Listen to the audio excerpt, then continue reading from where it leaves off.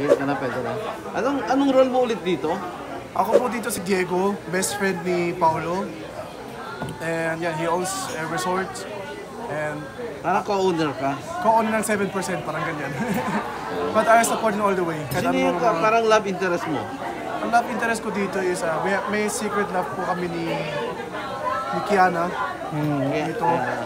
Ano siya half sister ni Paolo. Anong feeling mo na may mga movie ka na rin ngayon na hindi ka kailangan magbubad ng ginagawa mo sa Viva Max? Iba yung feeling. I mean, masarap din yung feeling na parang na-experience mo ng ibang bagay, ibang genre. Naninibago ako dito. But, I love it. Kaya ka ba kinuha ni Atty. rito dahil fluent ka magsalita ng German? Hindi ko alam. Hindi niya alam na fluent ka sa German? Alam niya, kasi nag-usap kami. Tapos, ayun.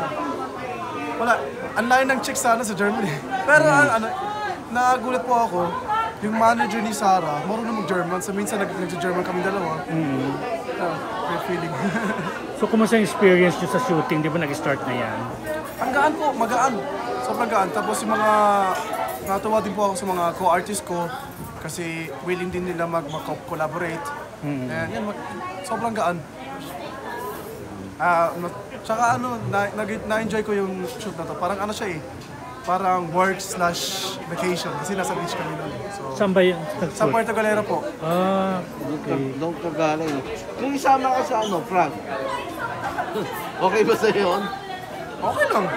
Tsaka ang Vienna, lang, parang 3 hours away lang from Prague. So lapit sa amin. Uwi ka sandali. Kaya lang, di ako sama sa Prague. So hanggang lang dito, hanggang Puerto lang. Ano pang mga project ang i-expect, ang aabangan sa'yo ng fans mo? Meron ako upcoming na dalawa, tapos ng last November and December.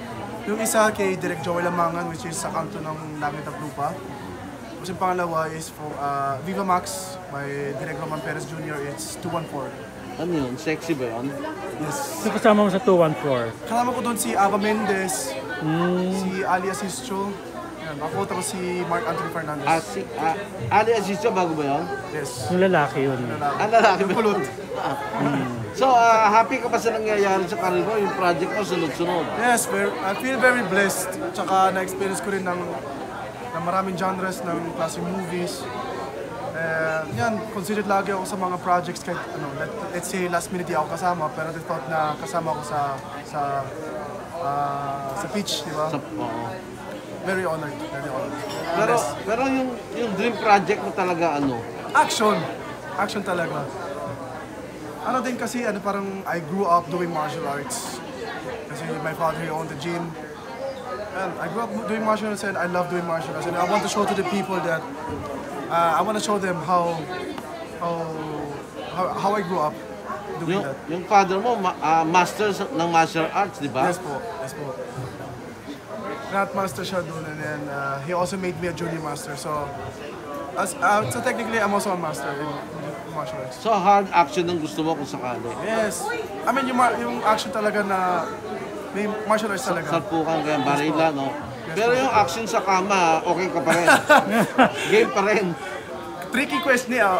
Okay lang naman. Basta kung kailangan talaga o maganda yung story and maganda yung flow, okay lang. Hindi mo iiwan, no? Game pa rin. Yan, kasi I started there. Marco, malapit na Valentine's Day. May kadate ka ba sa Valentine's Day? May plano ba? Basta yan, private yun eh. Tsaka alam nyo naman eh. Mayroon ba? Hindi namin alam. Sasama mo kami? If ever naman, naman.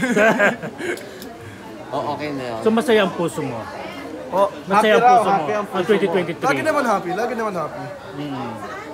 Tsaka magaling ka na mag-Tagalog ngayon, ha? Talaga? Dati naiiyak ka pa pagka... Di ba? Na-practice. Na-practice na rin po.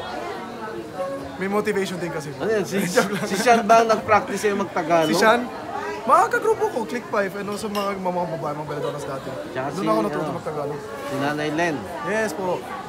Kasi nung di ba, after ng silab, sabi sa akin ni Nanay na Marco, bawal ka na mag-English. Kahit mga words